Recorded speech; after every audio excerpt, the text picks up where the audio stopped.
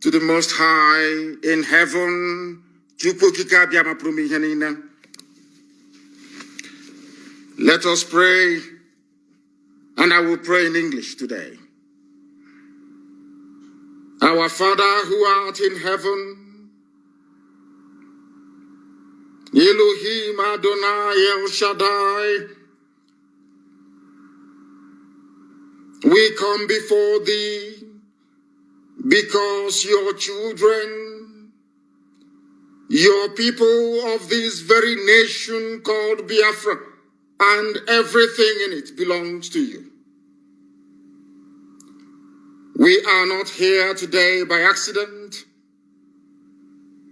You are the one who created us and set us in this very land of the rising sun at this particular time in history for the glory of your name and your name alone, and not that of any man. But our Father, people in this very nation, in the land of Biafra, some of them have decided to eat their own flesh. They have decided to turn against your very work, which is the restoration of your kingdom upon the face of this very earth, as was prayed for by Yeshua. Those we consider as brothers and sisters are in bed with our enemies, the Janjaweed Caliphate from the north. They have turned against your work. But your word always said that if we humble ourselves and turn from our wicked ways, you will heal our land. That is why we participate in atonement every blessed year, and you have healed our land. You have given us Eastern Security Network, and that irrepressible march to freedom has commenced. May you heal our hearts, heal our land, remove bitterness and resentment from our hearts, and help us once again, as our ancestors did, to live like your children, under your grace, your mercy, and your eternal blessing. All this we ask in the name that is greater than every other name, Elohim, now and forevermore we pray. Ise, Ise, Ise. As it is also usual with us here, we encourage you to have your pen and paper ready this very evening. Because at the end of this very divine process that we have embarked upon, the world will know that indeed Chukwokika Biama is our God, as we have maintained in times gone by. Before we came, there was none like us. Now that we are here, they can try to be like us, but they can never be. And after we are gone, they will wish that we live forever. The earlier, should I say, the sooner our enemies and detractors understand this, the better for them. Those who underestimate our resolve do so at their peril. But having said that, we are not underestimating the enormity of the task before us. And our people must listen to this very gospel very carefully and attentively this evening, morning or night, depending on where you are. Our problem did not start today. Our inability collectively to appreciate the magnitude of the mess we are in is responsible for what the Fulani Janjaweed and corrupt politicians are doing in our land today. Those who are understanding or discerning enough, those who are capable of reading between the lines, will understand that as soon as Britain refused to make Dr. Azikiwe the Prime Minister of Nigeria in 1960, that was when all of us, our fathers, should have realized that the game was up.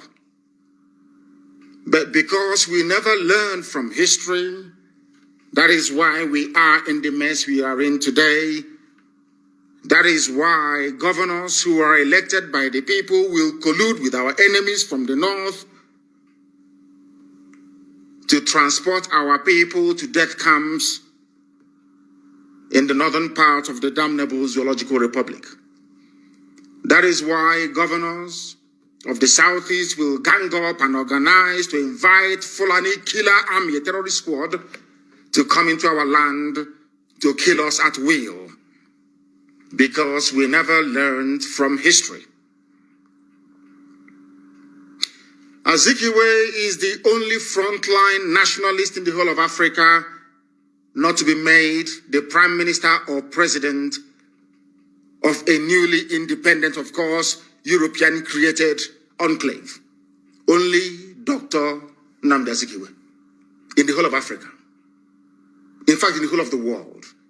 Anywhere you have a frontline freedom fighter, at the end of that very process, that very nationalist or freedom fighter is made the head of state of that very nation. The only place that failed to happen was in the Zoological Republic called Nigeria. It happened to a Biafran, it happened to an Igbo man. Our people never learned anything from that. That was when Britain started to tell us that they are going to deal with us. Some of you do not understand nor appreciate history. We are the only people, along with the Benin Kingdom, to put up a very stiff resistance against British encroachment into our land. We fought them for 40 years. 40 years. Remember biblically what 40 years is all about. Until Arochukwu fell in 1904. These are the things that our people cannot come to terms with. Because if you understand this very basic, or should I say rudimentary history, you will be forced to acquire some semblance of reasoning capacity. Because the problem that we suffer from is mostly located in our brain. We do not reason properly as a people. Do not take it as an insult. No, not at all. It is a fact. When Britain refused to make Azikiwe the Prime Minister of Nigeria, we should have known that our time was up, that they were going to come for us sooner rather than later. What is happening in Nigeria today, a Nigeria created not by an African, a Nigeria created not by your ancestors, a Nigeria created not by gathering all the component ethnic groups together and asking them what they want, but a Nigeria created by a foreigner, a Nigeria created by those that came and took us to the Americas as slaves, a Nigeria created for the exploitative purposes of the British Crown, a Nigeria created to serve one sole purpose, to make sure that as a people,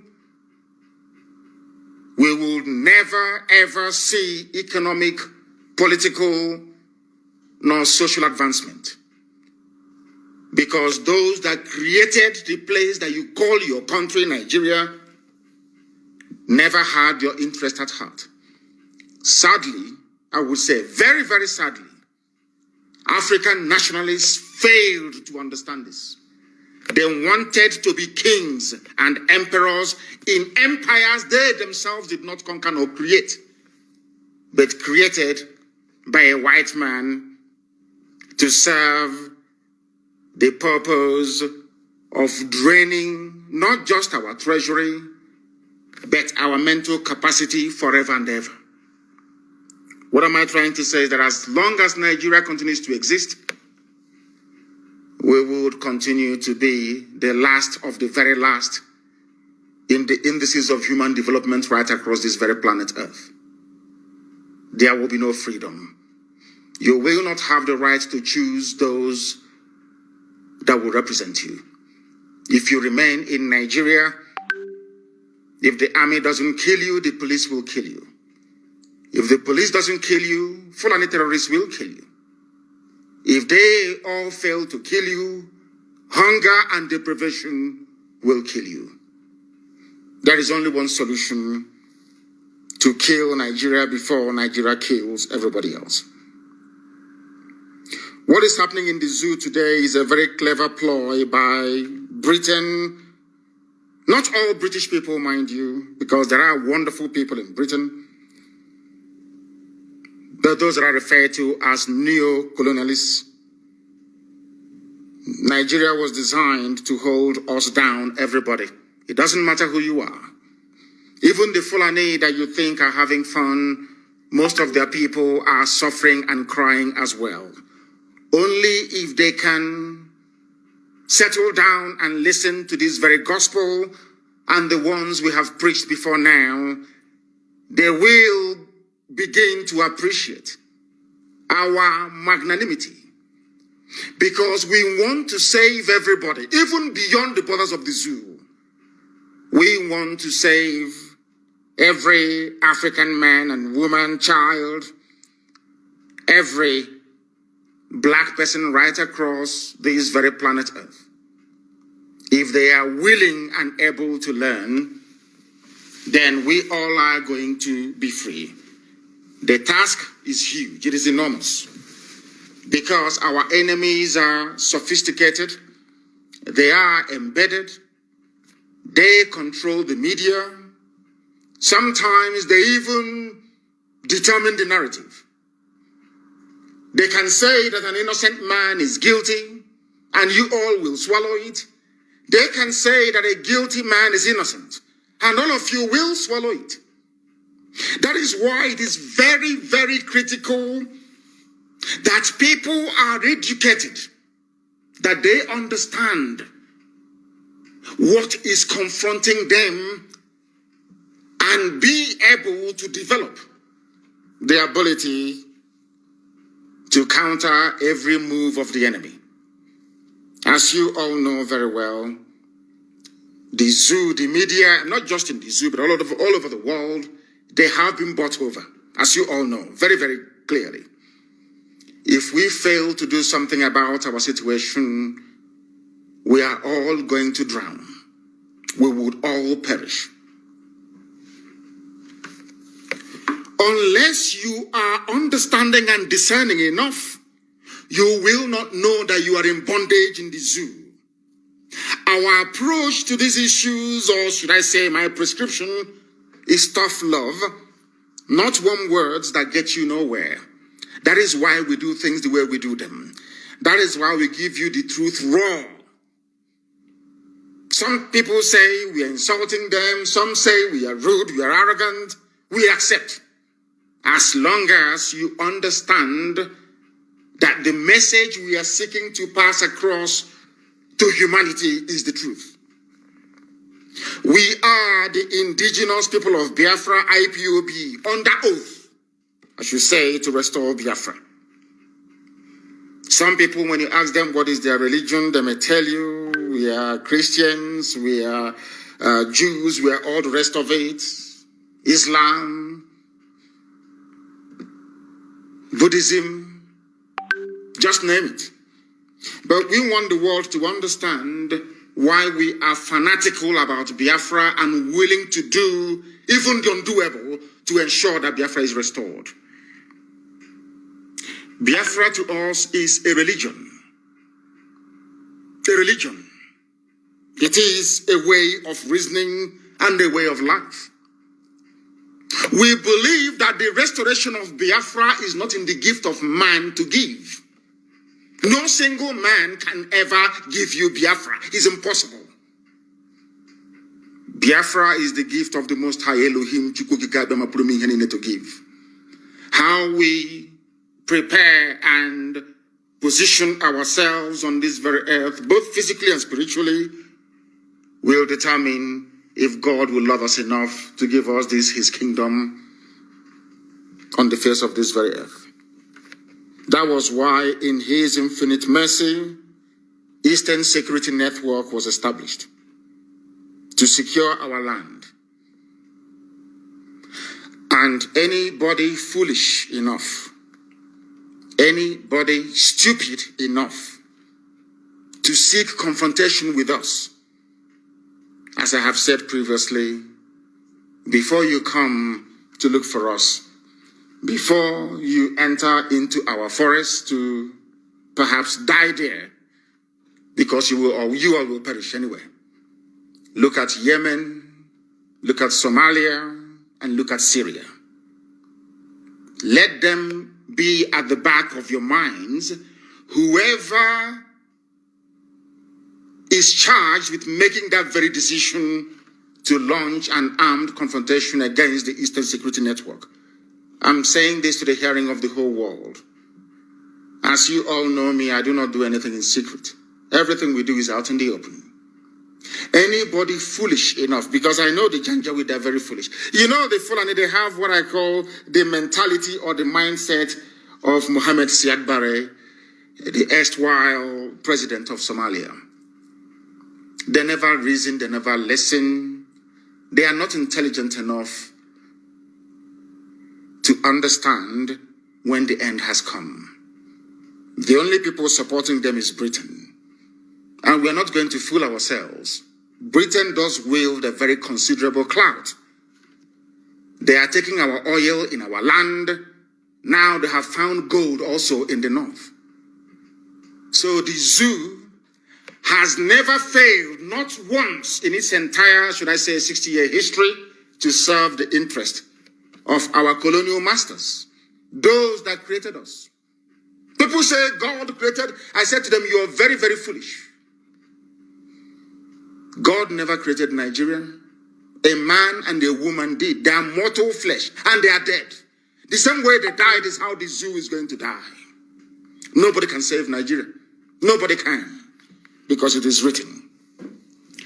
How I want people, those who are averse to history, those who don't understand history very well, even those who claim they are writers, they are novelists. You know the thing about we black people, once you do something and you get accolade or praise from white people or from BBC, you think you've arrived. That's the one thing about our people.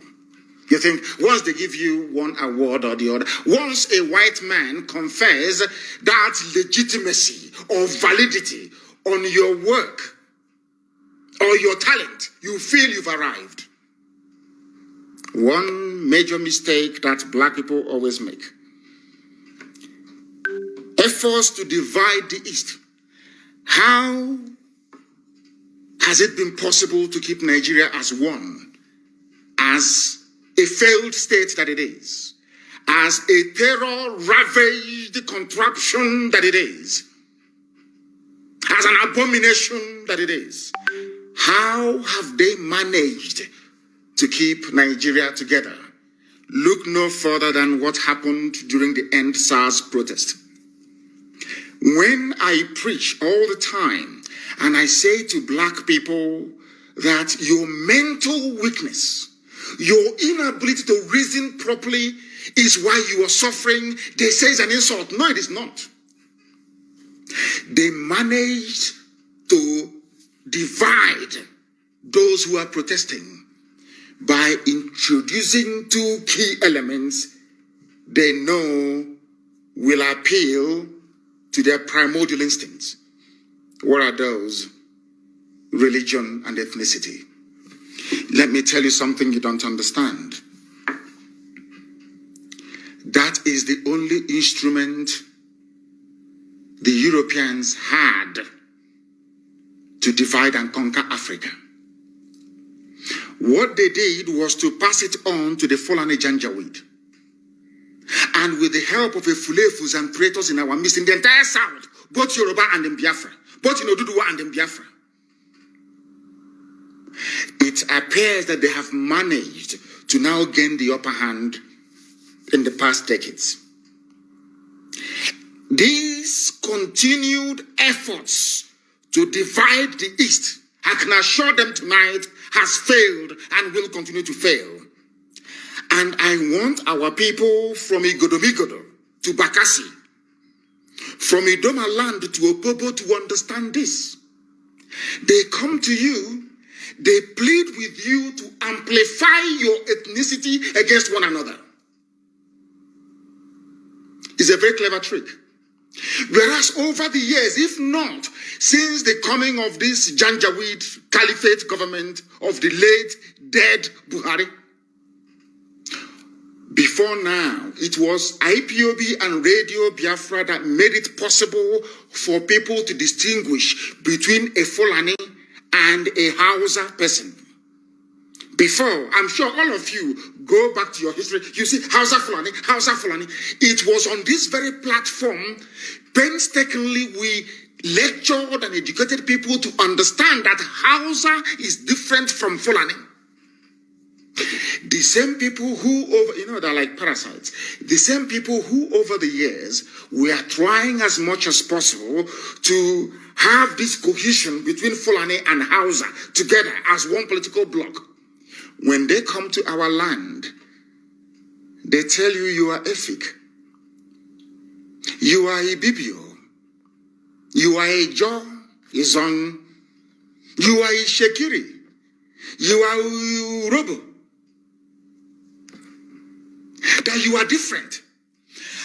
You must understand the reason why they keep harping on your differences, which in actual fact doesn't exist because we are all one people, is because it makes it easier for them to conquer you.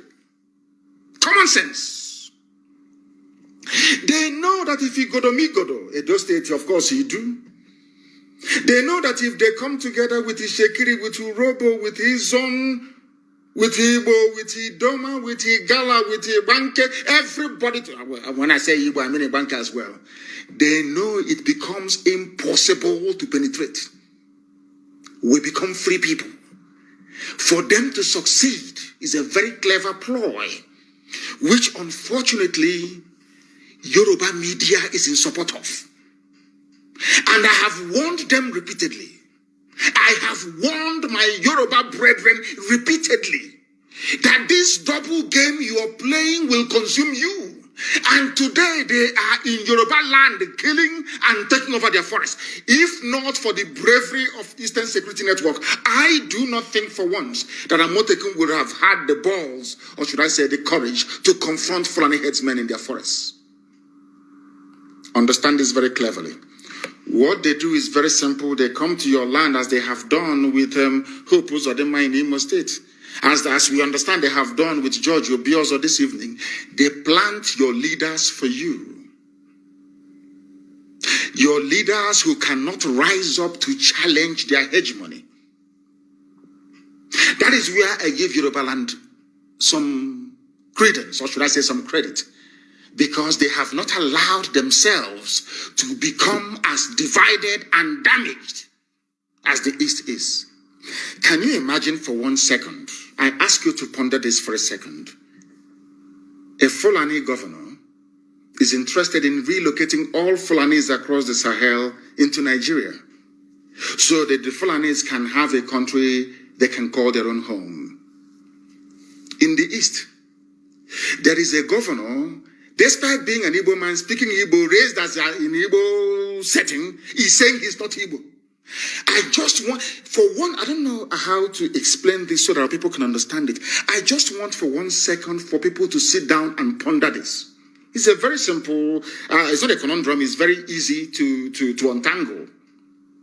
The person telling you that you are from Niger Delta, The person telling you to accentuate your ethnicity or your tribe, as the case may be.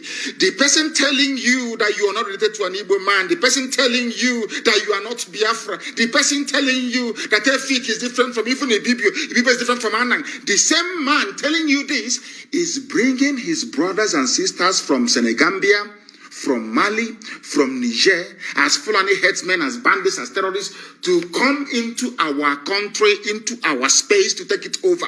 You, his counterpart in the East, you are doing your level best to make sure you divide your own people.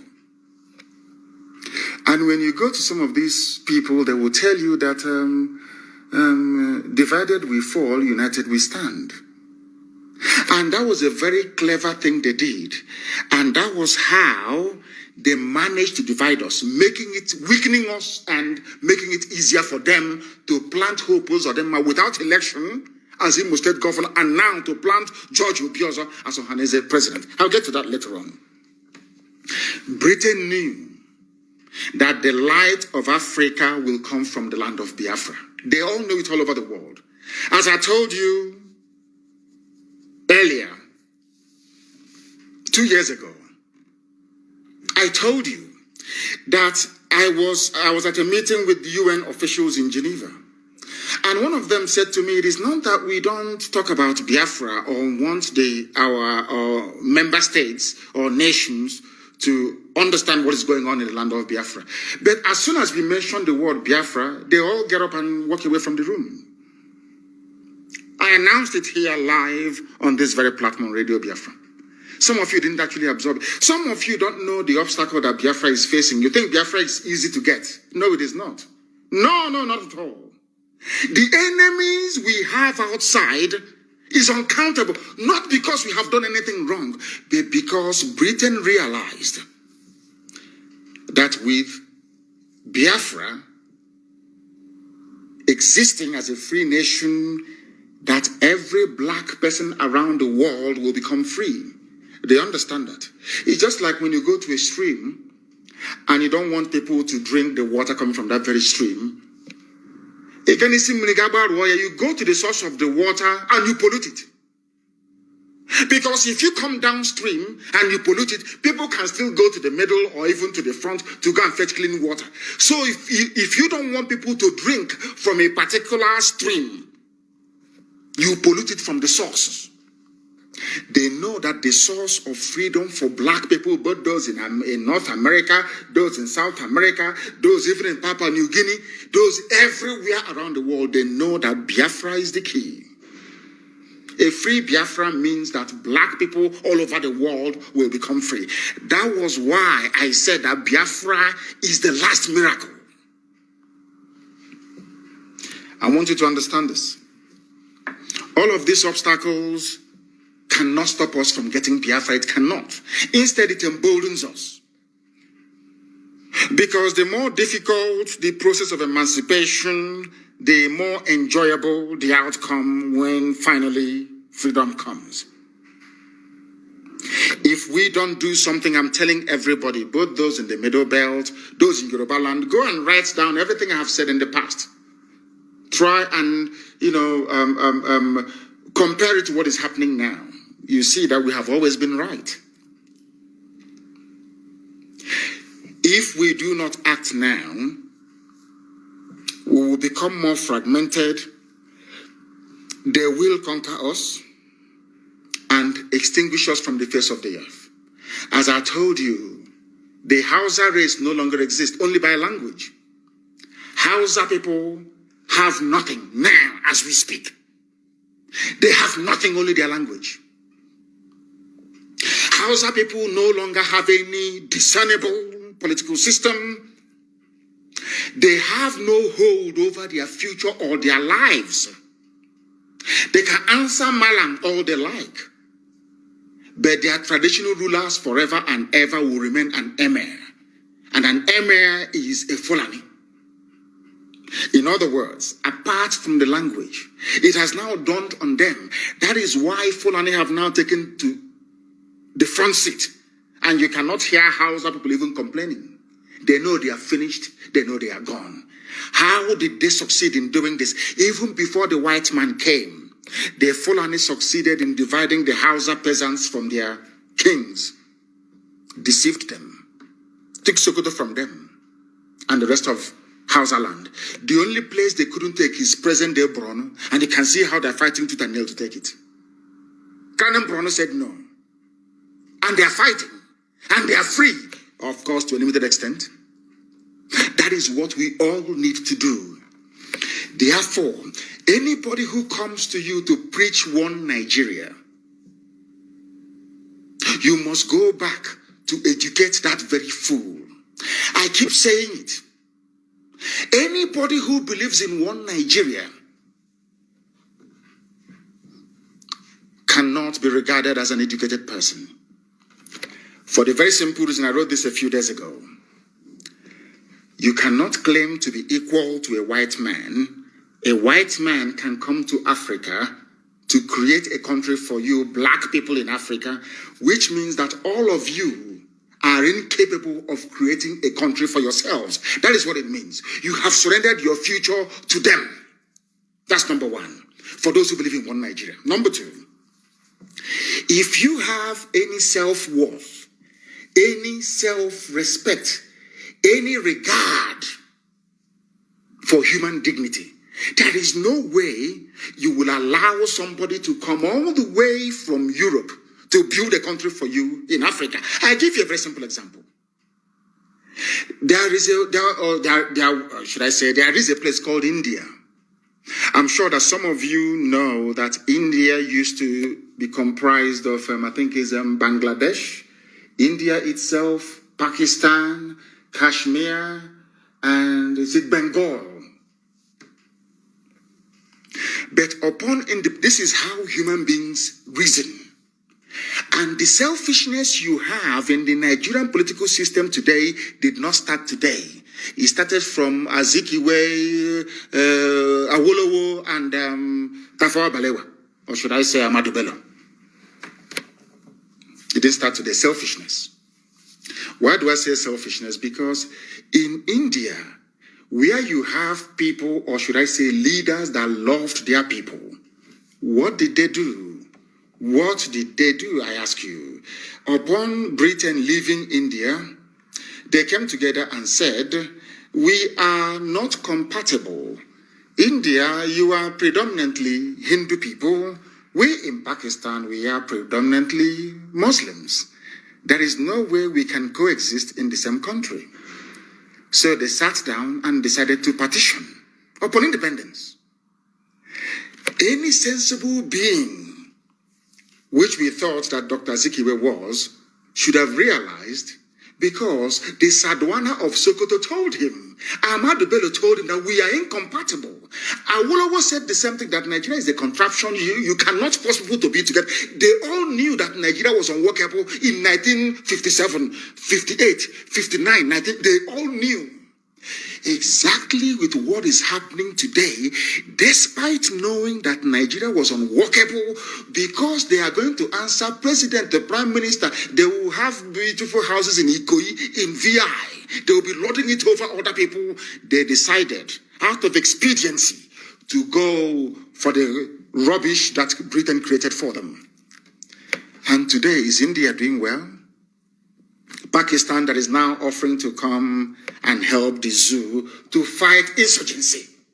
I hope all of you can understand all of this. I hope you're following what I'm saying. Because in Africa, you people are not human beings. The white people, they see you, or should I say, they see you as animals. Forget all the pretense. Africa, you're part of Commonwealth. You are not. They don't have any regard for you. Do you know why? Because they created you. They made you who you are. If as a man or a woman, you're grown up, you're intelligent enough, you cannot build a country for yourself, you have to wait for a European to come all the way from Europe to build countries for you in Africa, that means you're an idiot. There is no difference between you and an animal. Absolutely no difference. It's not an insult. I'm just trying to make you... Now, put yourself in, should I say, in the position of those who are reasonable or sensible enough. Do you think that as a black man from Africa, you can go to Europe, you can go to Germany, and create a country for them? Can you do it? Of course, the answer is no. If you cannot do it, then why did you allow them to come to Africa to create a country for you? After creating this country for you, half of Yoruba land is in Benin Republic. The other half is in Nigeria. One is French, one is English. And people don't feel ashamed of themselves. There is no pride. There is no shame. People are not ashamed of themselves. We are Africans and we are black people for that matter. So by nature, we are ethnocentric. We are very tribal by nature. We are not Europeans. And people may wonder, why am I saying this? Because in Europe, they don't have a village in Europe. Somebody can be born around Trafalgar Square. If you ask him, so I'm from London. And after a while, they might migrate to New Zealand or to Australia. And they start living there. They have no root. This is something that Britain has been trying to destroy in Africa for very many centuries. People don't understand this. The fact that we have a village we go back to, we say, if you ask us where we are from, even if we are born in New York, we say, oh, we are from Umunede. Oh, we are from Abo. No matter where you are born. That is why we migrate like wild beasts every Christmas to go back home. Because a basic African man or woman is ethnocentric. You must go back to the tribe you come from. That's who we are. Nobody can change that. It's in our genes, in our bones. Why am I saying all of this? To let you understand that the reason why not just Nigeria, the whole of Africa is poor is because we did not determine our future. The people that they put down during independence, flag independence, so it is because no state in Africa is independent, including South Africa. The people that they put in power are behaving just like Dave Umahi, Wike, and Obiana and Ibazu. Exactly the same. There's no difference. Because of what you can gain. And Ibazu must know that we have his contacts in Australia. Ibazu wants to go to Australia to go and buy houses and relocate his family. We are waiting for him. We know all the, and we'll get to that later on. What am I trying to point out to you is that once you allow your future to be determined by those who don't understand who you are and how you reason, you are finished. That is why Africa can never, ever be developed. Never. It's not the fact that they are coming and taking away our resources. That is by the way. The key thing is the way we reason. Our brain is the problem. Can you tell me that somebody went to a university, well-read, well-versed, eloquent, very erudite, and that person will come out to offer what they may seem as a credible defense of one Nigeria? And I keep asking them, on what basis are you defending Nigeria? Did your ancestors create Nigeria? Is Nigeria homogeneous in terms of value system, in terms of even education, in terms of religion, in terms of culture, in terms of what? Tell me what should make Nigeria great one day. What is it? Oh, perhaps terrorism. I forgot. In order to ensure, please, I hope that people are not, I'm lecturing this evening. I hope people are not going to get tired because I want to teach. This is very, very important. Britain crafted, or should I say set up what they call the Willing Commission to discuss or look at the plight of the minorities in the East, not in the West, not in the North. Because they understand, I'm just trying to let you understand how far they went in order to destroy us. It was cleverly planned. Britain understood that divided they fall. Britain came and said, we are setting up the Willing Commission. The remit of the Willing Commission is to look at how Igbo people are treating Ibibio people, Efik people, Ijaw people in the East. That was why they set it up. Nothing in the West, nothing in the North, nothing. But in the north of Nigeria, where the Fulanis are a minority, in the north, you have over 200 tribes and ethnic groups in the north. I said 200, over 200. Even in Sokoto State, it's not just Fulani and Hausa that are in Sokoto. There are other ethnic groups in Sokoto. Britain did not set up any commission to look at the plight of the Bachama people, the Biras, and all the rest of them. No. Despite the fact that they had Fulani emirs imposed on them, no, Britain did not see that. No, of course not. There was no minority commission in the north. Britain came to the south to set up a minority commission, tried to remind us, oh, you are from Ibibio, you are from Anam, you are from Efik, you are from Ejo, you are different from Igbo. That's all. That was what because they realized that if these people can forget their differences, of course, there is none because we are all Igbo people. I keep saying it. That is why you know that God is miraculous. Chukokikabiama, wonderful God. You know, I don't know. It's like a code. This Biafra we are pursuing is like a code. One day you discover one thing, the next day you discover another, until we discover all the codes. We cannot be free. What am I talking about? Do you know that funny enough? All the states that they created and they called it South. In all of them, there are indigenous Igbo people in all of them, including Bayelsa. There are Igbo people everywhere. There are Igbo people. I don't mean those trading in Calabar, or in Oron, or in Eket, or in Ekotep, no.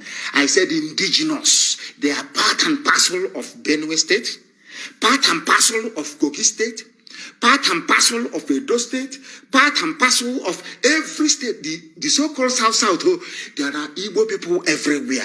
If you look at the map that they claim today are Igbo people of the 5 states, you see it's very, very tiny and very small. That is to intimidate you into submission. Any day you rise up to ask for Igbo people in Benue State, they complain. Igbo people in Kogi, they complain. Today they held a Ohaneze and Igbo meeting. Should I say election to elect a new Ohaneze President General, which is why the election is illegal. It is illegal, and I'll tell you why it's illegal. Igbo people in Benue did not vote. Igbo people in Kogi did not vote. Igbo people in Cross River did not vote. Igbo people in Akwa Ibom did not vote. Igbo people in Bayelsa did not vote. Are you listening to me? Igbo people in Edo, Iwanke did not vote. Ohaneze, but they're all Igbo people. Now tell me where Obiozo will derive his legitimacy from. I am touching upon all these things so that you can understand that the way you reason, your process, your thought process, and the way you reason is what makes you a human being. How can you have Ohaneze and Igbo holding elections in Owerri, whereas Igbo people in Benue are not there? So what you're saying, those of you gathered in Owerri, is that those in Benue are not Igbo. We can dash them to Fulani Janjaweed. And do you know that those in Benue, they are called Northern Nigerians? Igbo people in Benue are Northerners. Are you aware of that? Igbo people in Kogi are called Northerners. Are you aware of that? I want you to reason, please. Reason only can get us out of this mess that we are in.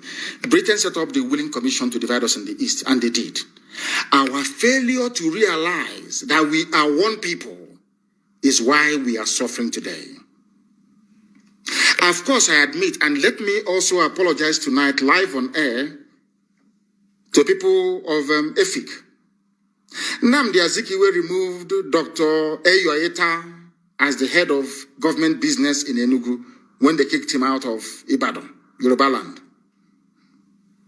Dr. Nnamdi Azikiwe single-handedly sowed the seeds for division in the East by removing Eyoeta. And this evening, I apologize on behalf of IPOB, on behalf of every, conscionable Easterner, that what Zeke did was absolutely horrendous. It is awful, it is bad. Eyoeta was doing very, very well. Dr. Ebo married Margaret Ebo from Anambra State. Some of you don't know that. Margaret Ebo International Airport in Calabar is actually an Anambra woman. Some of you don't know that. She's an Igbo woman, of course. Some of you don't know, but we're letting you know tonight that we are one people. We intermarried. In CBD came from that axis, Arochukwu, Abreba, Echagam. We are one people. But Britain came and said that we are not the same people. And you see where we are. I'm from Cross River. I'm from Akwa Ibom. But in the north, they say they are from the north. That's what they tell you. We are from the north. They even usurped Middle Belt. That has nothing to do with Fulani heritage. They took everything over. Say we are north. When they tried to form a group to represent the interest of the Middle Belt, they started complaining. No, we are one North. But in your own village, they're dividing you. I'm from Anambra. I'm from Imo. I'm from Enugu. The more you play this very ridiculous game, the more they advance their cause. Very, very important. None of those at Enugu then realized the damage Eyota's removal by Dr. Zikiwe would have caused in furtherance of the British agenda to divide and destroy us from within. I have apologized to the Efik nation, and I shall do so again. We are sorry for the mistakes and division caused by the politics of Dr. Zikiwe, the division that they brought to our land. We apologize. We are one people. And I have treated this very topic before, but it's very simple. If you say that we are not all one people, go and Google Efik now. Go to your Google and search for Efik. They will tell you their relatives, Ibibio and Igbo. They are all related. You search for Ibibio, they will tell you Ibibio is Igbo. You search for Anang, they will tell you that Anang is related to Ibibio, and Ibibio is related to Igbo. You go to Ejo, you do the same thing in Ejo, they will tell you that Ejo is related to Igbo. You go to Lower Benue, Idomaland, you ask them, they will tell you they are related to Igbo. They have 4 market days. You go to Ubiaja, which is the Shan, it is the same thing. 4 market days. We are all one people. But because they planted people to divide us, agents of destruction, you call them governors, you call them House of Reps members, you call them senators, because they planted them in our midst, they empowered them, they use Yoruba media to show them up. That is why we're in the mess we're in today.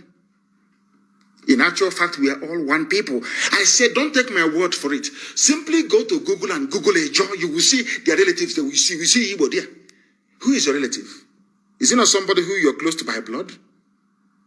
Is it not? We launched ESN. One of the strongest sectors we have is Bayelsa. The people who rose from Bayelsa say, "Oh, we want our own regional security." But when the West did theirs, it was only one. When the North did theirs, it's only one. It's only in our land. After launching Eastern Security Network, one idiot from somewhere in Bayelsa or from River State will say, "Oh, we want our own for a nation."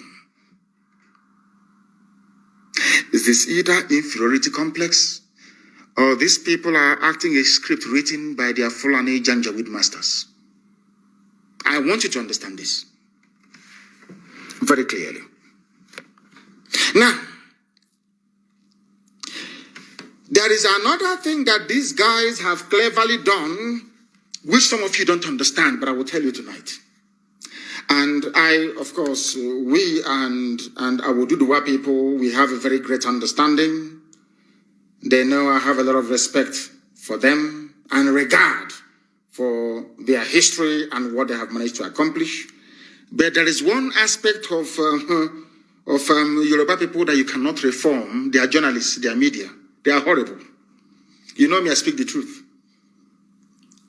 Ordinary Yoruba person is great, he's good these days. But their media, their media is horrible. Absolutely horrible, horrendous. And it is because they're afraid of Fulani. Yoruba journalist is afraid of Fulani.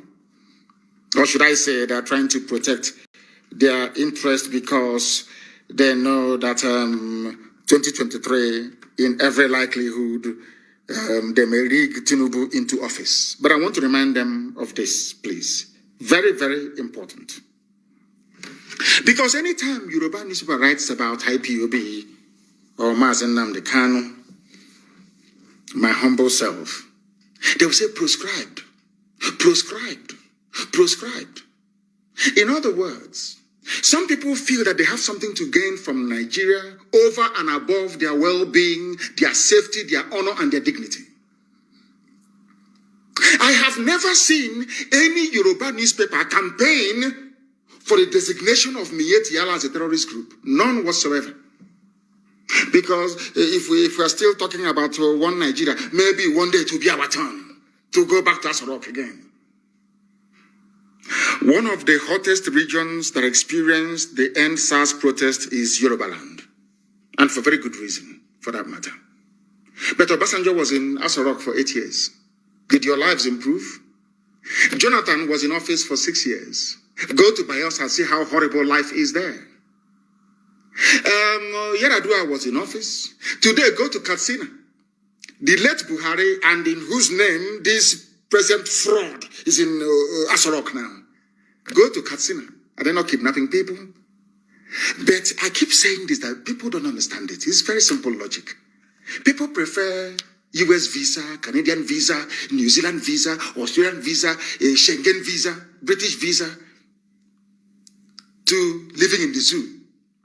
And I asked them, the president of America, is he from your village? I mean, not all of you campaigning for tribal presidency. He's the ton of an Igbo man. He's the ton of a Yoruba man. It must come to the south. Let me ask you, all of you have houses in Dubai. You travel to America, or some of you have houses in London. In England, is the Queen of England from your village? So what it means in actual fact is that it doesn't matter where somebody comes from. It doesn't matter where a president comes from. What matters is the policies that individual is pursuing. Do you think we are that primitive and that crude enough to support any venture as daft as Igbo presidency? Look at Jonathan. I'm asking you a simple question. Look at Jonathan. Is Bayelsa any better? The so-called South-South?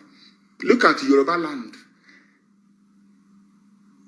My very good father, Paya, the Banjodos who are campaigning, these are serious, learned men, campaigning for Nigeria to change.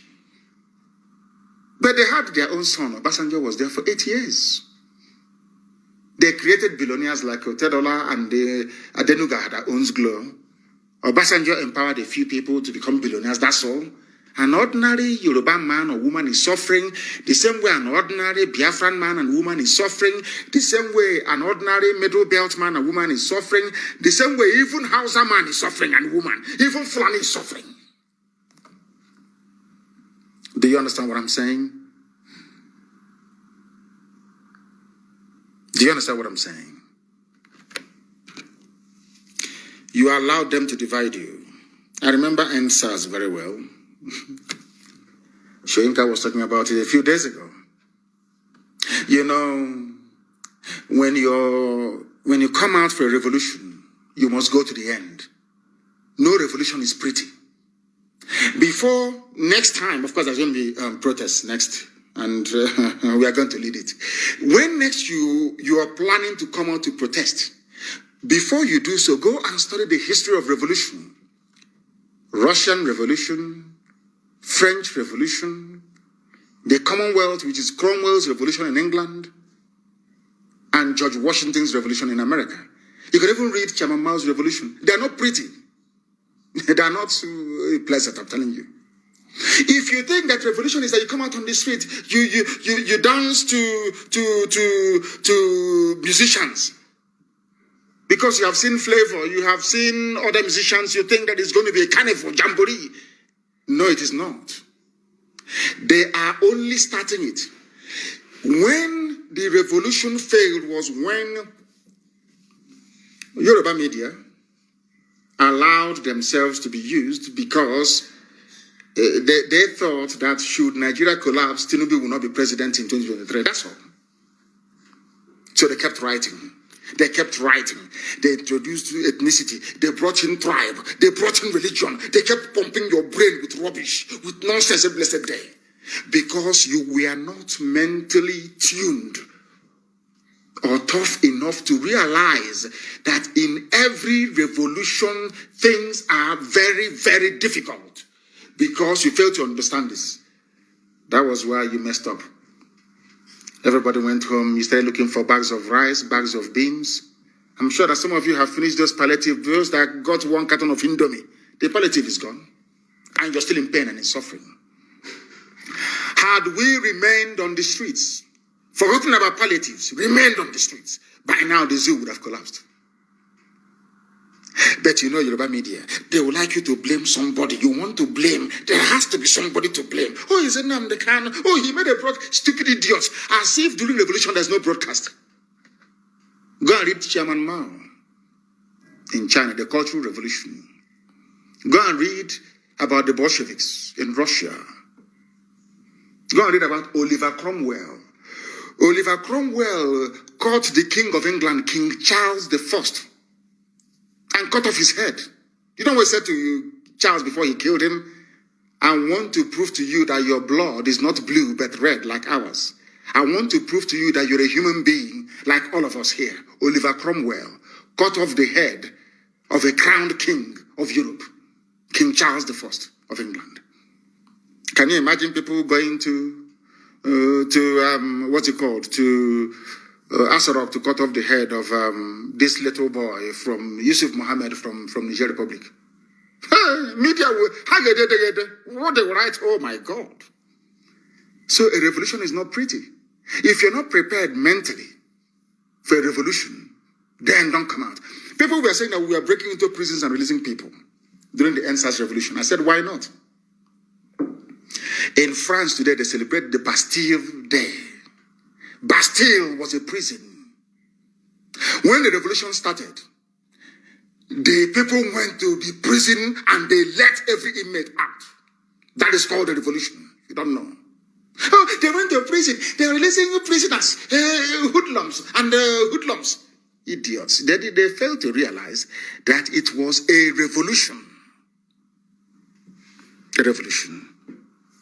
You have finished your two packets of Indomie from warehouse. Typical black people chasing food. Today, where is that food? You have eaten it, you have been to the toilet, it's over. And you're still suffering, you're in pain. And I reminded that was exactly what Che Guevara said when he came to Congo to fight. Che Guevara said, I cannot, when he went back to Latin America, they asked him, why did you come? He said, I cannot stay in Africa. An African man does not know how to put the need of his freedom before his stomach. He always wants to eat. Food, always. That was why he came back and went back to Latin America. The reason why I said this was because the Yoruba media is a problem in Nigeria. I'm telling you the truth. They have messed everything up. IPOB is proscribed, Nnamdi Kanu proscribed. They keep writing junk every day from idiots who don't exist. But I want to tell them something. The same Yoruba paper carried a headline, Punch. Our abductors spoke Fulfude, collected 4.5 million ransom, kidnapped Kaduna PFN chairman. PFN is Pentecostal Fellowship of Nigeria. This man, his name is Apostle Emmanuel Bago. He is telling you that those that kidnapped him, they spoke Fulfude, which means they are Fulani people. Only Fulani. That was the language I said to Yusuf Mohammed now that Jibril has run away. I asked Yusuf, come out and speak Fulfude. If you claim you're Buhari, because Buhari spoke fluent Fulfude. But of course, we are dealing with zoo animals. This man said it was Fulanis that kidnapped us. But the same newspaper will never recommend that all these Fulani bandits, groups, Miyetti be proscribed. No, not at all. Do you know why? Because they don't threaten their interest of a Bola Ahmed Tinubu presidency in 2023. Now you understand. These are the type of newspapers and media houses you have in the zoo. They were the ones that came out at the height of the revolution and started writing rubbish. A very famous person talked about, I just want to talk about this End SARS protest for a minute because I've not spoken about it before now. Somebody said they were destroying properties, burning infrastructure, burning BLT or BRT bus, you know, the Lagos bus that was burnt down. Black people without conscience.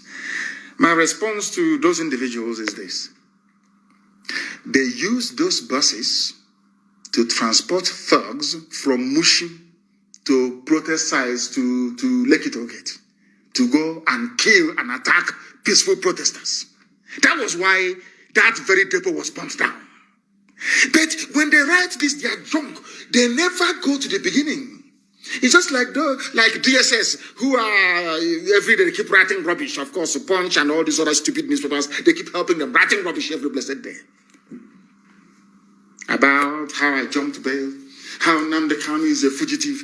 They think if they keep writing it and Google keeps prioritizing it, or somehow when I travel to America to speak to lawmakers, somehow they say, oh, you're a fugitive, I won't talk to you. See, they think that white people are stupid, as stupid as they are. Do you understand what I'm saying? They think that white people are as stupid as they are. The same newspapers, they have the video of the raid of my house when the army came to kill me, as a result of which 28 of my men died. They are aware of it. My cousin died. As a result of it, my father and my mother died of the trauma from it. They know, they have the video. And they go to church, some of them. They go to the mosque, some of them, and they read and they study. They don't know who we are. They don't know that the anointing of the Almighty Elohim is upon us. They have no idea. And when they don't something, I said to them, I am in a very wonderful company. Pharaoh went after Moses. Is that true or false?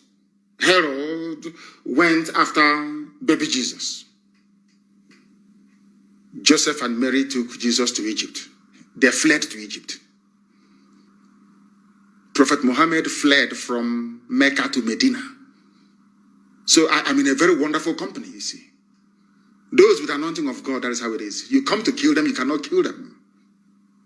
But the zoo newspapers will never write about it. They want to give the world the impression that I had a court case and I don't want to appear. Nigeria, to tell you the wickedness and the evil of the mind of a black man. Very evil. Very evil. And I don't want to blame DSS for what they are doing. They are doing their job, trying their best to be a propaganda organization. They are doing their best.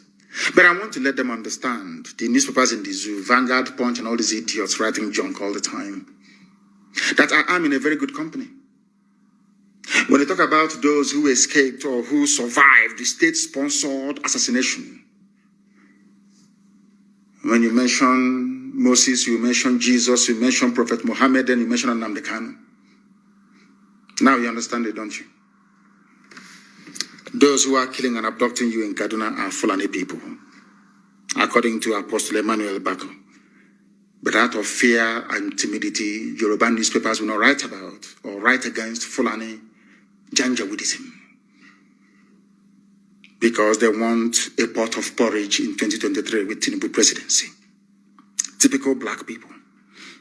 When their wives are pregnant, the editor of Punch newspaper, when the wife is pregnant, she will go to America to go and give birth. And I ask them, in that America you're going to, is Biden that is now coming in a Yoruba man? But in the zoo, Nigeria, you're writing about a Yoruba presidency. It must come to the south. Those morons in the east are writing about Igbo presidency. But your families are in America and all over Europe. Is Boris Johnson from your village? People want a country that is run properly based on policies, not the ethnicity of the idiot in Asarok. Still very simple. Shagari was a good man. Sheikh Shagari was a wonderful man. He's a Fulani, but he was a good man. Oh. I'm saying my own, how I see it. Do you know that the best development that ever happened in the East happened when, or should I say, after the miracle of Dr. Michael Obara? There was a period of decay and disaster until Shagari went in and Mbakwe went in. Mbakwe will go to Lagos to go and plead with Shagari. Do you know there was no time that Mbakwe actually went to Lagos and came back empty-handed? They called him the weeping governor. But anytime he meets Shagari and asks for something, Shagari will always give it to him. Do you see that? Some of you are very small. Iguacha Enugu Expressway was very, very beautiful, I assure you. Shagari built it. Fulani man. Because he had good policies.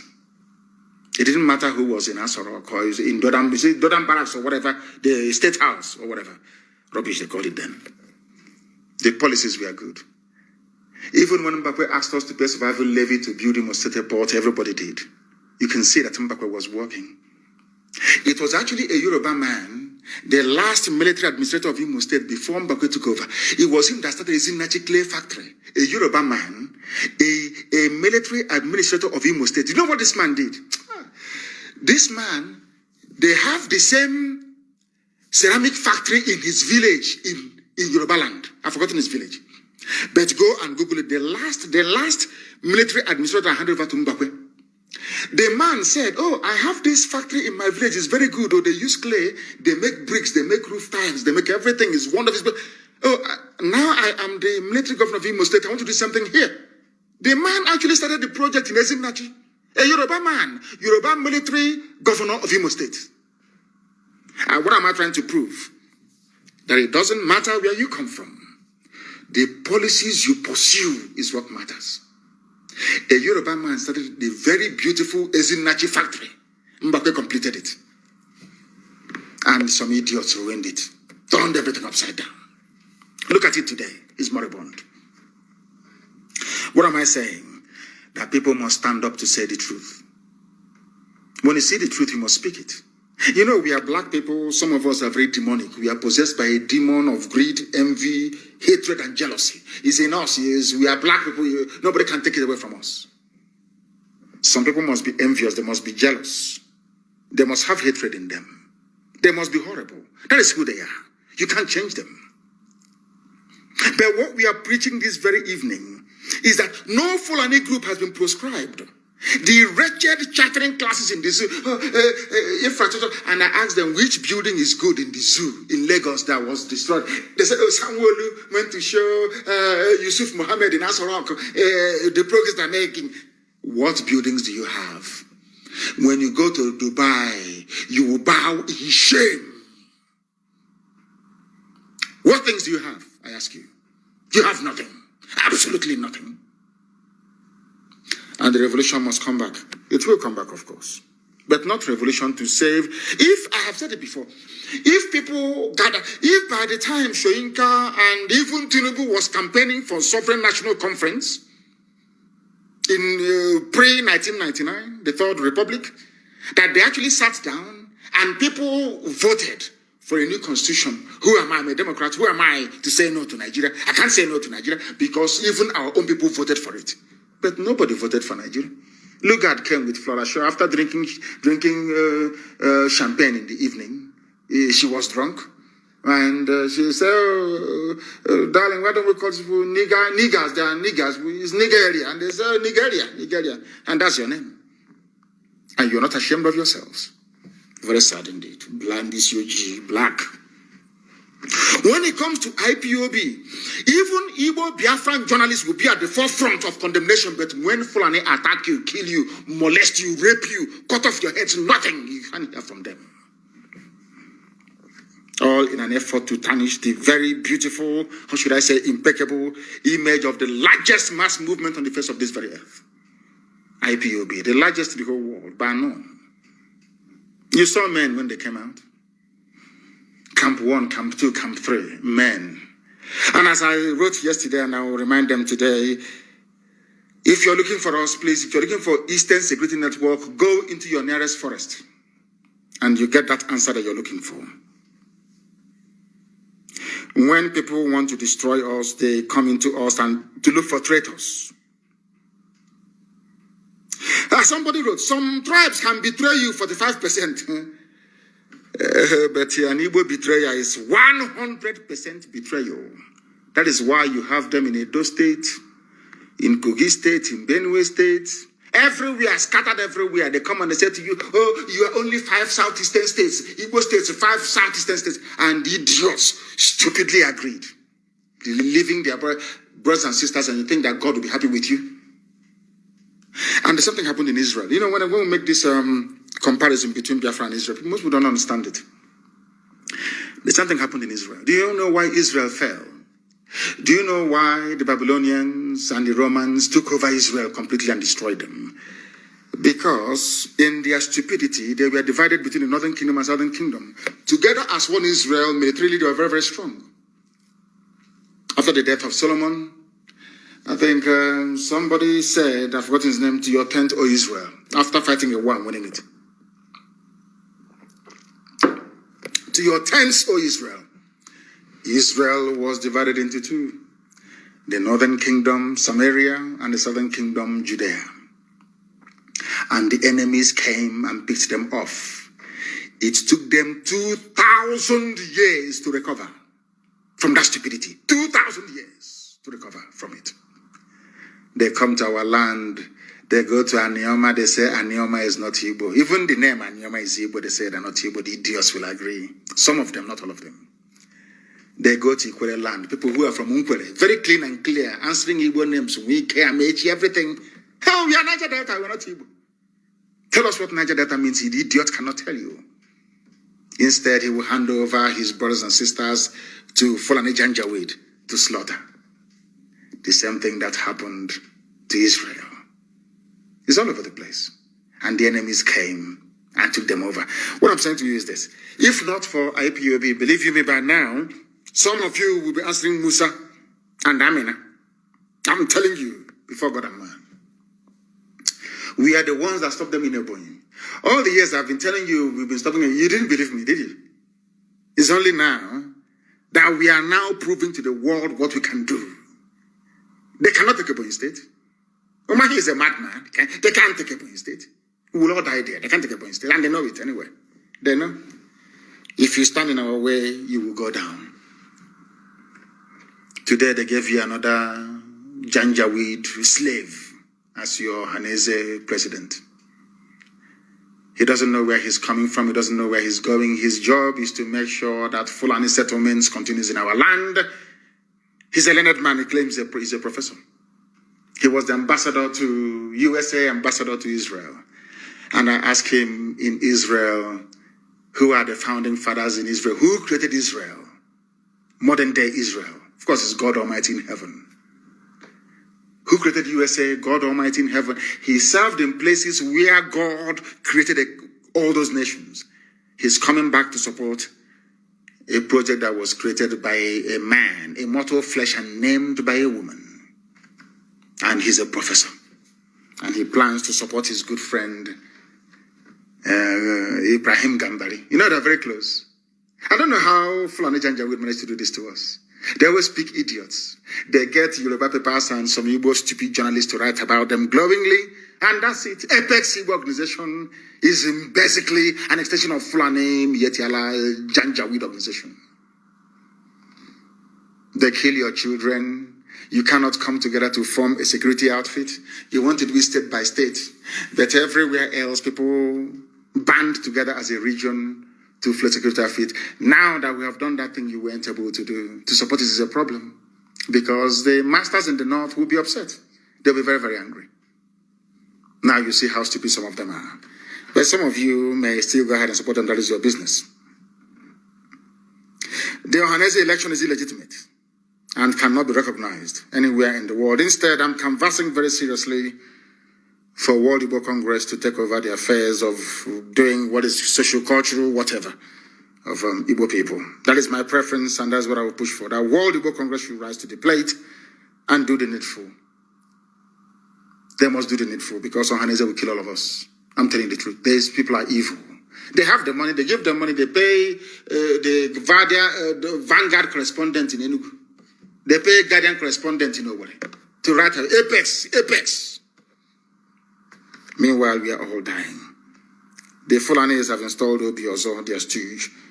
I must make it very, very clear to all and sundry that we do not recognize Ohanese and their throne and Dioshu. World Igbo Congress should replace them immediately. They are nothing. The same way they used Zeke against Ojukwu. After composing the Biafra national anthem, Dr. Azikiwe jumped ship and joined Nigeria. Because they promised him that one day he will be the head of state. Some of you don't know that Azikiwe was supporting Biafra until he jumped ship. The same promise they made to Awolowo. They also told Chief Awo that, don't worry, one day you'll be president of Nigeria. Did that happen? No, it never happened. The only two Yoruba men that have ever sat at the helm of affairs in the zoo called Nigeria are those picked by Fulani people. Obasanjo was picked by the Fulani. So too was Shonekon after they annulled the win of Abiola, as if we do not know. They didn't stop there. They also used an anti-Biafran demon in the person of Obabiasika to try and finish off the job. Obabiasika, like Chimamanda Adichie, was an intellectual. He was a professor of Ibadan, very, very learned. Obabiasika was very bright, very intelligent. And in order to prove to the British that he was detribalized, you know that stupid word, black buffoon, they start to talk nonsense. I don't see Biafra coming. They're not together. They're talking rubbish. Before the state of Israel was founded in 1948, the Jews all around the world were not together. They were not together. Go and read the book called Exodus. They were not together. The very prominent Jews in New York that had the money said no. In fact, they wanted to come and fight David Ben-Gurion. And at the port of Haifa, their ship was sunk. They brought arms to come and fight their own brothers, not to fight the Arabs that were attacking Israel from all corners and quarters. The same thing with us. Anybody who is a bit learned, if you write one or two things, you think you've arrived. And you can offer an opinion on Biafra, which you don't know. Very disappointingly, Chimamanda Adichie, that I had regard and respect for, was talking pure. People said you should understand it the other way. That is pure rubbish. To tell me you believe in Nigeria and you're learned, you believe in Nigeria, you went to school and you studied, and you believe in something that was created as a limited liability company, more or less, the zoo, Royal Niger Company. A white man will decide a name of a nation for you, decide what to... Wasted education. That tells you all you need to know. Now I understand the reason why they never gave the Nobel Prize to Chinua Achebe. Now I know. Before I thought I knew, but I didn't. They did not give the Nobel Prize to Chinua Achebe because he failed to denounce Biafra. Britain knew that Chinua Achebe was a hardcore Biafran. They denied him the Nobel Prize and gave it to Wole Soyinka instead. He wrote more books than Wole Soyinka. He's known all over the world than Wole Soyinka because he's a Biafran. That global conspiracy against us. His works has been translated to, is it 270? I don't know how many languages all over the world. Things fall apart. In fact, I suggest that Chimamanda goes back to read. Go back and read. Things fall apart. Achebe was more famous than you are. Chinua Achebe was more famous than Chimamanda. He was a Biafran. He died a very proud Biafran. You that came up, maybe because BBC gave you an award, maybe one glass ornament. You think you've arrived. You are now dining and drinking tea with white people. You now have opinion about Biafra. What do you know about Biafra? How can a people be united when they were defeated in a war of attrition? What I call the Third World War. What do you know about Biafra? The trauma and the psychological damage we suffered during the war because of treachery from those we never expected would betray us. I'm talking about if they cannot unite. That England you go to, that place they call you to read stories for little children. Is the president of that place from Igbo land? They're talking about Igbo presidency. Is Boris Johnson an Igbo man? But they give you an award. And they give you all the limelight you need all over the world. And you're talking rubbish about Biafra. Rubbish that you don't know about. Let me remind you, the Jewish intelligentsia in US did not support Zionism. They never supported the methods and tactics of Ergon and Haganah. Go and read their history. They blew Britain out of that very place with dynamite. That was how Britain left Palestine. Britain was in charge of Palestine. It is their job to suppress the light of God. That is their job, doing the job of Lucifer, always. They were given what was called the Palestine Mandate Britain. Very, very sad. Do you know that the brigadier, who was the garrison commander, in fact, the overall commander of the British forces in Palestine, was a Jewish man. He was a Jew, a British Jew. He was commanding a foreign army in the land of God, in the land of his ancestors. And he was working for Britain, trying to suppress Haganah and Egon. They were bombed out of Palestine. Should I say the land of Israel? That's not called Palestine anyway. Bombed out of the land of Israel. And rightfully so. You see omelette, aqua, egg, fried egg. You know that egg is very precious and very beautiful. Before you can make an omelette, you must break an egg. Do you understand what that means? If you don't know what it means, please go back. Go back, please. And study it very carefully. We are prepared to break as many eggs as possible to fry this very beautiful omelette that is Biafra. We don't listen to what people say. You can talk from now till the kingdom come, write your garbage in Punch newspaper, in Nation, in Vanguard. From now till the kingdom come, it means nothing to us. We continue what we are doing. You can buy over 1 or 2 saboteurs. That is entirely your business. We number in millions all over the world. In millions all over the world. As you know, 200 chama, the same way they used Okadibo to rubbish Zeke. I remember Okadibo in MPN calling Zeke a mosquito, or the rant of a mosquito, whatever. The same people killed Chuba Okadibo. A very brilliant mind, once again. More recently, they now use the same criminals, now clamoring for Igbo presidency. You see them nothing. Igbo presidency, Igbo presidency. You think they have something upstairs. They have nothing upstairs. All of them. Omahi wants Igbo. Omahi, yes. You want Igbo presidency? Oh, Ojuso Carlo, you want Igbo presidency? Oh, maybe even Nwobodo, you want Igbo presidency? Yes. Now let me ask you a question. When Ekwueme came out to contest in 1999 Igbo presidency, what did you do in Jos, Ojuso Carlo? You betrayed Ekwueme. You voted for Obasanjo. Jos PDP convention in 1999. So that time, Igbo presidency wasn't good, or wasn't good enough. It's now that you want it, yes? And now let us go to Dave Umahi. Your own brother Peter Obi, who contested with Atiku under your own political party. You were in PDP, but you delivered the Ebonyi State to APC against your own brother. Now you want to contest because you felt that should Peter Obi go and succeed and become VP to Atiku, after 8 years or thereabout, or after 4 years, Peter Obi will naturally succeed and become the president of the zoo, thereby spoiling your own chances. What did you do? What did you do, I ask? You campaigned against your own brother, against your own fellow Igbo brother. Now you're talking about Igbo presidency. I just want to prove to the world that these people are just criminals, a gang of thieves, all of them. Ojuso Carlo, after campaigning against Ekwueme, all of them, do you know that the entire PDP caucus from the East never voted for Ekwueme? So they were asking themselves, how come your own brothers don't want to vote for you? Ojuso Carlo was there. Some people are championing, he should be the president. But Ekwueme served Shagari very well. Never stole a dime. In fact, bankrolled MPN. He was a multimillionaire and is very successful architect in the USA before he came back. Very wealthy man. Ekwueme.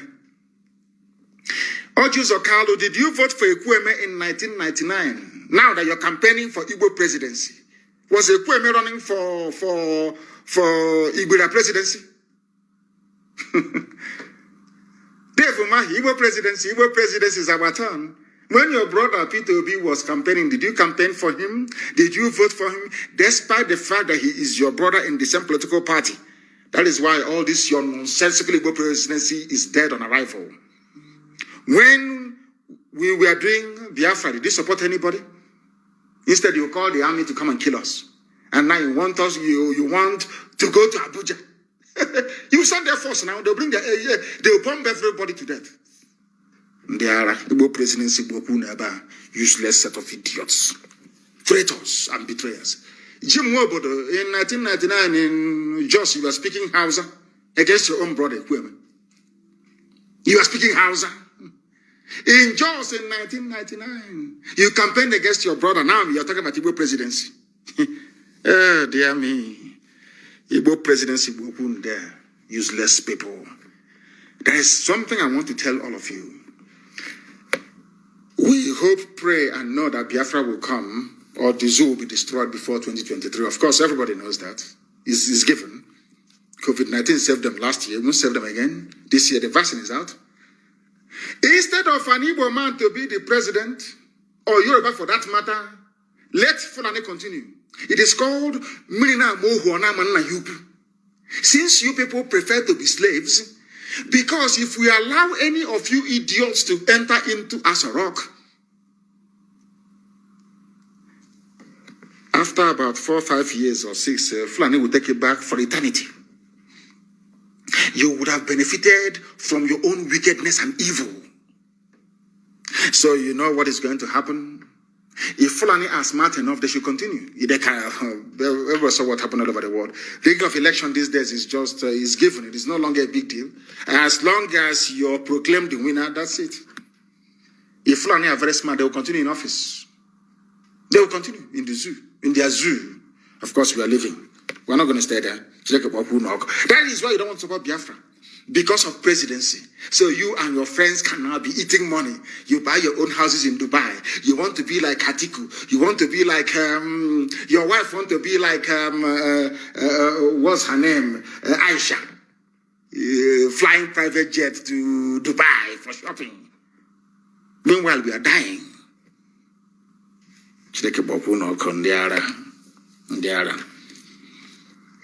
We want people to understand this. DSS especially, no matter how many groups, fake groups you create, because every day you create a fake group. Igbo, Ohaneze, Igbo in the diaspora, including men and women and children. This group now says we don't want to listen to Nnamdi Kanu. As if writing this junk will make any iota of difference. Do you think it makes us more popular? Of course, yes. Do you think it will make any difference? Will change our mind? The zoo, they're not that stupid, though. You know, I told you during NSAS campaign, some of you never realized this. We outnumbered the Nigerian army by 100,000 people to 1. They are nothing. We outnumbered them. We outnumbered the Nigerian army. Do you see when people came out on the streets for NSAS protests? They were nowhere to be found. Nowhere to be found. We outnumbered them. You people must prepare for a revolution. A very bloody one. Very, very bloody, I tell you. As I said, if you don't know what is involved in a revolution, please don't come out. What we are not going to allow are Fulani terrorists from Mali and Senegambia to take our land over. It cannot happen. Instead of this yam not to cook, let every firewood finish. I'm trying to translate. Kama jigeshe nkogu. And things are going to happen. Don't say I didn't warn you. I'm telling you now, people. Who did you tell? Did you tell us? I am telling you now that things are going to happen. If you're looking for Eastern Security Network, please go into the nearest forest. And as I pointed out, as you're going, make sure that you have written your will, because you will die there. Go and check the history anywhere in the world. Once you raise a gun, you don't bring it down until you're successful or until you're dead. One of the two must happen. So anybody thinking that we are going somewhere, you are grossly mistaken. It doesn't matter who you're working for. It doesn't matter the intelligence agency you're working for. It doesn't matter how you try to couch your stupidity, ignorance, and treachery. It doesn't matter the language you're trying to use. We are pursuing freedom. And the zoo doesn't understand peaceful agitation. I'm not asking for trouble, but they don't understand it. We took our people, destroyed synagogues. You need water. So you want us to put our arms again, they will come again, and they will arrest people, and they will kill people again? Of course not. Anybody who does that is a complete idiot. Complete idiot. Those that they appointed in the Umahi is trying to appoint, they want to set up a parallel security outfit. I say, go ahead. Nobody will even turn up. Go ahead now. You can get your political party agents, as you did, get them into upper auditorium or whatever auditorium you have in Abakaliki and give them some money. And that's it. We are the largest mass movement in the world. Now that our people in America are waking up, we can sustain the defense of our land for 1 million years. That's one thing the idiots don't understand. Our people are in the USA. Many of them, very, very many of them, they can sustain this very campaign forever and ever. We're not going back, huh? You don't know that? No, we're not going anywhere. We are not going anywhere. We are not going anywhere. This is a live presentation. The time now, I believe, is approximately, should I say 26 minutes to 9. Is that correct? Yes, I believe so. To 9 p.m. in the blessed land of Biafra. I don't want us to underestimate how difficult this very battle is. We are fighting Britain, we are fighting neo-colonialists, we are fighting every major interest. Do you know how many oil companies you have? You know, some people say, oh, why don't you go to, what have you done in America? There is ExxonMobil, there is Halliburton. Very wealthy companies, very rich. They are campaigning that Biafra should not come in America. The Americans. I went to Israel.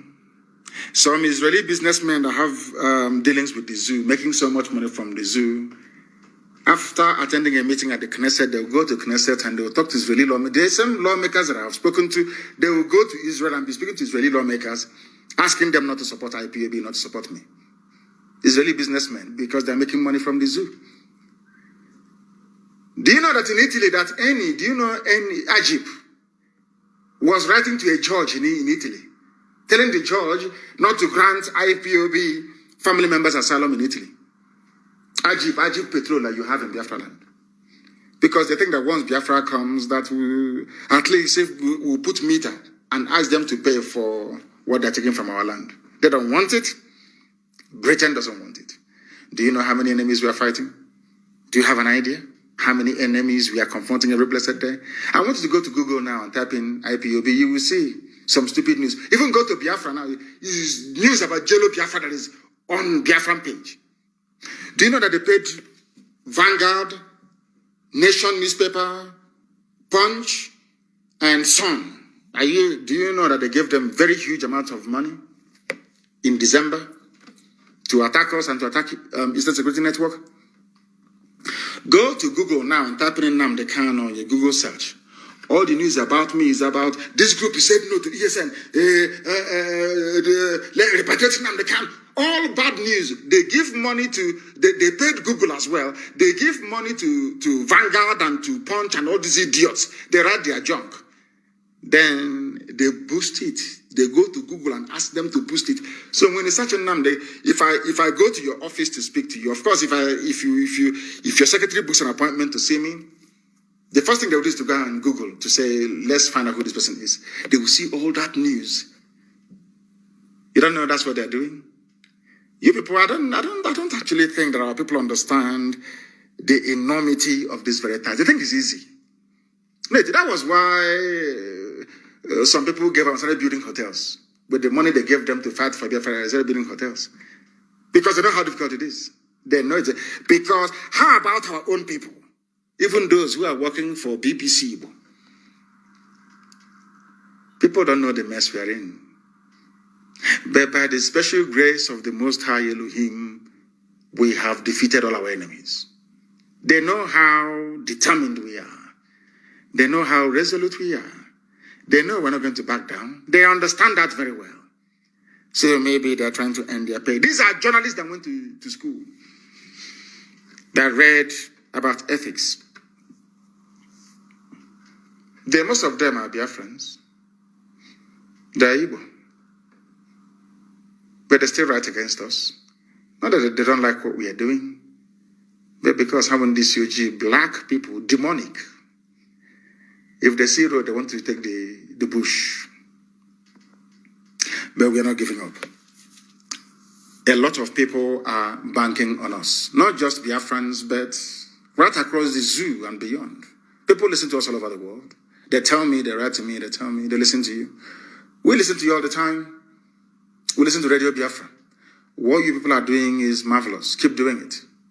So you think people are not listening? Of course, the whole world, they are listening. Right now, in Abuja, there's no movement. Everybody's listening to this very gospel of redemption. That is to warn them that we're not going back. There are killings everywhere. Insurgency. People don't know of insurgency. It never dies, you know. And I will tell you how we are going to kill off the zoo. I just hope and pray that they come looking for ESN. I'm praying they do. Then they'll open up another front in the east. Then I will just be waiting for our Oduduwa brothers to try and join the fray. And the zoo is gone. To tell you how stretched they are, they only sent 1,000 soldiers to Enugu. Only 1,000. From the north.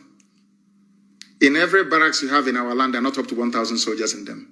They're not up to 1,000. You see them on patrol with their hillocks with AK-47 killing civilians. Even the one at Fege, they are not up to 1,000. Obis say the same thing, they are not up to 1,000 men. It's just intimidation and fear. And using is the turn of our village to confuse and deceive all of you. But we have run them into the ground. They cannot succeed. Not now, not tomorrow, not ever. Anybody found in the bush, in our land, and you are not ESN, we will treat you as a terrorist, and you will die there. Once we see you inside our forest, you are dead meat, you are gone. It doesn't matter if you're vigilante, it doesn't matter if you're forest guard, it doesn't matter if you're zoo police, it doesn't matter if you're zoo army. Once you go into the forest and you're armed, you will die.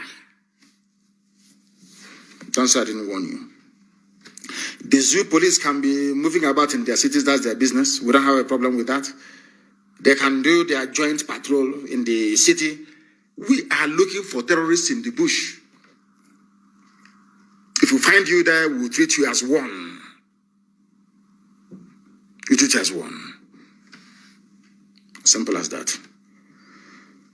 Their soldiers are being killed all over the place. Who doesn't know that? But they're moving the few they have down to the east. That is how the zoo is going to implode. We stretch the army. They are committed in the north. They will be committed in the east. And then it's over for them. And let me warn every family. If you're from the Middle Belt, if you're from Oduduwa, and they send you down to the east to come looking for ESN, you might as well tell your family you will be coming back because you will die. I can assure you, you will die.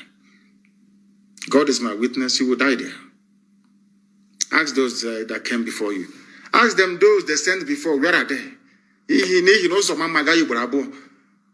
Ask them where those people are before you start start patrolling inside the bushes. And if you are a PG, a traditional ruler, aspiring Abuja Sabotua, politician, and you think you can act as an informant, you are wasting your time. You too will go down. If you don't know, let me tell you. NSAS must be revived this very year. The sins of the murderers who are politicians must be visited upon them. They are locking up people without trial. Our people are in a Ahoda prison, locked up by Nwike without trial. Imo State is something without trial. They kill with impunity. And when we go after these people, they say, oh, what you're doing is not good. It's anti-democratic.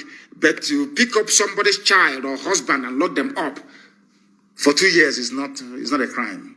In a Ahoda prison, people that did nothing, take them to court, they won't take them to court for trial. Judges are more interested in collecting money from us. BIAFRANS judges, they won't take money from us. Do you know how much we spend on legal fees and bail perfection and filing for application every week? You have no idea. You have no idea. But Chukwu Kekabiyama is faithful, always. The inconsistencies of those that call themselves intelligentsia is sickening. You cannot have one foot in the zoo and another foot in freedom. Both are incompatible. Nigeria is the exact opposite of freedom. Anybody who supports Nigeria is a criminal. Is a hardened criminal. They will try to confuse you with their newspapers, with their television stations. If you fall for it, then you are a fool. I have given you reasons as to why Nigeria should not exist. And it will not exist. They have nothing. That is why insecurity, Nigeria needs foreign help, says Shoyinka. Even Ekwuremadu wants international intervention.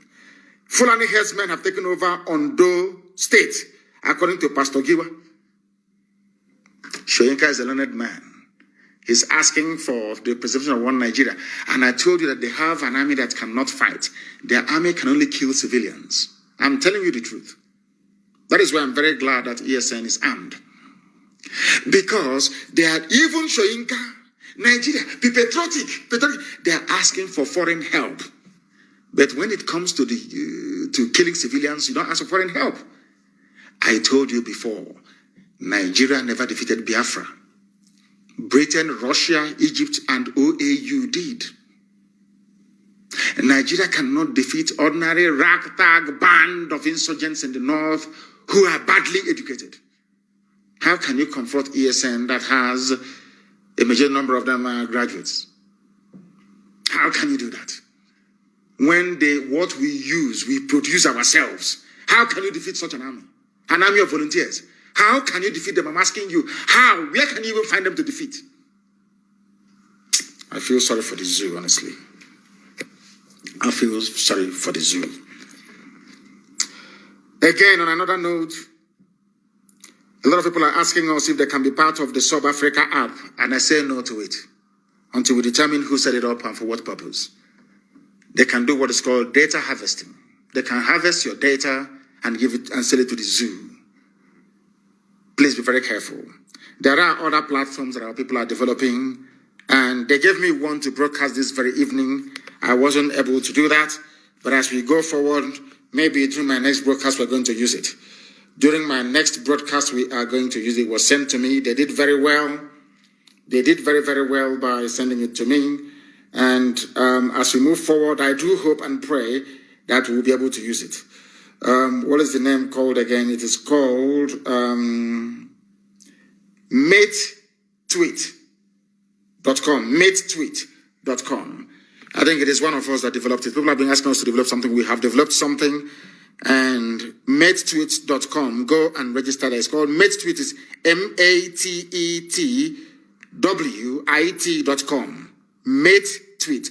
MateTweet.com. Go and register there, because by the grace of the Most High Elohim, I will be broadcasting there next. My page, my official page, there's Mazi Nnamdi Kanu. Go and try and follow. Facebook. We have an alternative, and we are going to be using it. As I said, please, we are also going to develop an app as we go forward for messaging. This Sub-Africa, we need to know who owns it. Zoo can pay anything to discredit or to destroy what we are doing. We don't want to join a platform that tomorrow they will harvest information and sell it to the zoo. No. But in the meantime, Signal is very strong. And I'm hoping to leave WhatsApp myself in the next 4 days. So we are going to go over to Signal. Everybody should go to Signal, please. Go to Signal and leave WhatsApp alone. Go to Signal. Go to Signal for the time being until we develop our own app. As I said, there is a chat forum you can join. It is called MateTweet, MateTweet.com. Go there and register. Very, very important, please. Very, very important. They've been developing this since last year, and it is now here. You know, we do everything. We know what Britain did to us with air, land, and sea blockade. So we're not going to be going begging anybody for arms. We will build our own in our land. God gave it to us naturally. Scientists are born in our land. From your mother's womb, you're a scientist. We have them. And we are putting them to very good use. And you must also pray for them. As you pray for ESN, you also pray for our scientists. Very, very important. And coming to IPOB, please. You know this, what I think they're doing us. Facebook will suppress them, cut them down, do this, do this. You are making us to be creative. It was what they did to us between 67 and 70 that led us to believe or to decide that we can no longer rely on any country to supply us the weapons with which we're going to defend ourselves. We made everything ourselves. We build it ourselves. We get it from you, we replicate it. We build it ourselves. So, oh dear. Zoo, I feel sorry for the zoo, honestly. I feel sorry for the zoo. For us to succeed, we must do something within IPOB family worldwide. We must be disciplined and have a sense of discretion. That is the key. Nobody is allowed to form a cabal or group of friends to advance any selfish interest. Everything you do, you must do for Biafra. For Biafra and Biafra alone. And let me also warn every principal officer of state. When you are appointed into any position, that your position is temporary. You may be relieved of your position or assigned to a new post at any given time. Your service is dependent on your performance and you could be removed. You must have that in mind. I have instructed our head of DOS, Mazi, to draft an undertaking, a document, which will be signed by every principal officer of state to abide by these new rules, because we have gone into a very decisive and dangerous phase of the struggle. And to those of our brothers and sisters that left the zoo, army, and police to join this revolution, you are welcome.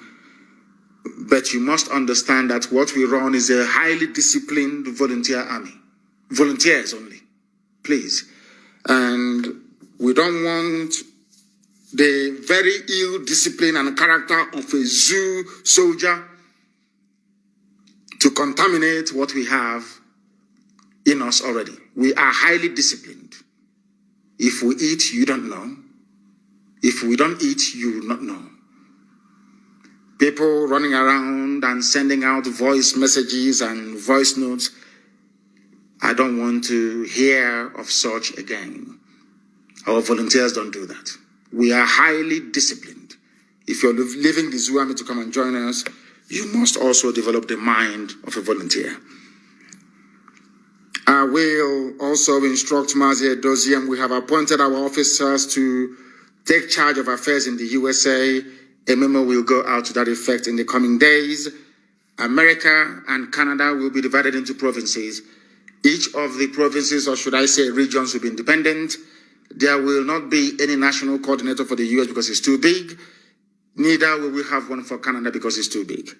But there must be an oversight council as well to bring them together should the need arise for them to undertake any project as one United States of America. But in the next few days, a memo will be issued detailing those we have placed our family in their control in the United States of America. There will be about 4 or 5 regions in the USA. All of them will be independent of one another, but there will be an oversight committee as well. If you want to support ESN, please don't give us food. We don't want zoo to poison food and give it to us, please. The only thing that can happen is financial assistance. And an account has been announced in the United States of America for this very purpose, and people should use it. There are no multiple accounts in the USA. USA, they are doing very well in terms of financing this very movement. And for very many years, I used to castigate them and say all manner of horrible things against them. I didn't know that they were waiting for ESN to be launched. And as soon as ESN was launched, most of them came out, I must be honest with you. Most of our people in America, they have woken up. And they are supporting this very movement in a very massive way, and we welcome them. All of them. To this very noble family. You don't have to be in IPOB to support what we are doing. And when we say Eastern Security Network, it starts from Edo all the way to Cross River. There is no need for anybody anywhere to open up any other security network. We are everywhere. After this program, I will also post the video of our people in Akwa Ibom, of our volunteers in Akwa Ibom, made up of Ibibio, Anang, Oron people who have come out to defend their land under one banner, under this very IPOB by the special grace of the Most High. So I must warn everybody, please, do not, and I repeat, do not give us any food. ESN, we know how to supply the food to avoid contamination. Very, very critical, please. And everybody must keep their lips tight. If you don't know what we are doing, go back and study the history of Ekumegu. And Britain will tell you more. Go and study the history. If you are part of what we are doing, go and get a fresh palm from Omo. Put it in your mouth so you will not speak. Because careless talk costs lives. Do not speak to anybody about ESN or what they are doing or what they intend to do. If you do so, if you open your mouth and speak, you will lose your tongue. As simple as that. We are not joking. We are no longer joking and cannot joke. We have lost too many people. Too many people to contemplate messing about with ESN. They are our first and last line of defense between darkness and we, the children of light. We must guard what we speak or what we say very, very jealously. Nobody should say anything about ESN. But as I said, there are no more terrorists in our forests. That I can assure you. They had the best Christmas ever.